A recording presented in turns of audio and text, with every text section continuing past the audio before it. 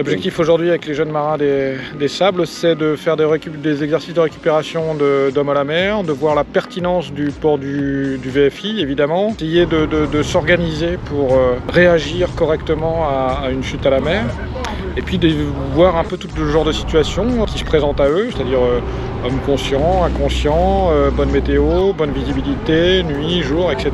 La chute à la mer, c'est la deuxième cause de mortalité chez les marins, donc ça a un vrai intérêt de faire ce genre d'exercice pour les préparer au mieux, au moins essayer de les préparer au mieux à ce type de situation.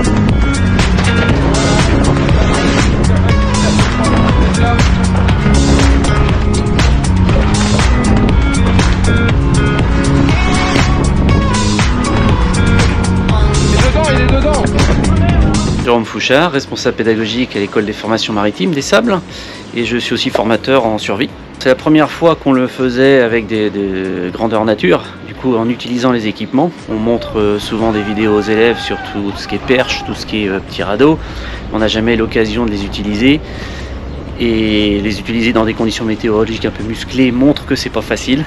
Entre la théorie et la réalité, il y a une grosse marge. L'intérêt de faire des exercices comme ça avec les élèves, c'est de leur montrer justement l'importance, eux, de continuer à réaliser ces exercices à bord. Que c'est pas un acquis, qu'un exercice fait dans de bonnes conditions n'a rien à voir avec un exercice fait dans des conditions plus mauvaises. Que les personnes que l'on va remonter seront jamais les mêmes. Remonter un poids plume, un poids lourd, c'est pas du tout la même chose. Ils s'en sont rendus compte aujourd'hui. La plus grande difficulté, c'est la coordination de tout le monde, l'action rapide, sans faire n'importe quoi, sans se précipiter, comme c'est souvent le cas, qui amène à un suraccident en fait, une deuxième victime ou blesser la victime déjà à l'eau.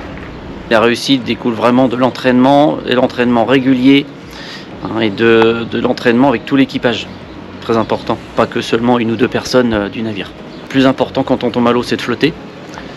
Donc un équipement de sécurité se porte avant que la situation ne s'aggrave. On porte un VFI dès qu'on met le pied sur un navire.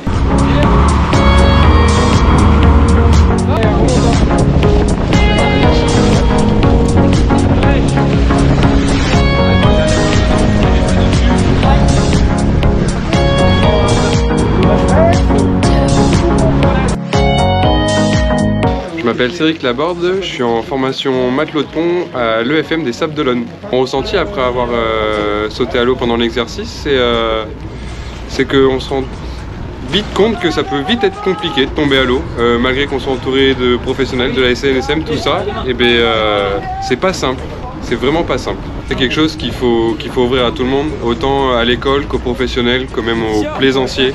Il faudrait que tout le monde soit au moins confronté à jeter dans l'eau et à essayer de remonter un bateau au moins une fois, voir ce que ça fait. La plus grande difficulté que représente l'exercice, c'est de garder l'homme en visu et de le remonter sur le bateau. Portez votre VFI. Il faut surtout porter le VFI, ça vous sauvera la vie.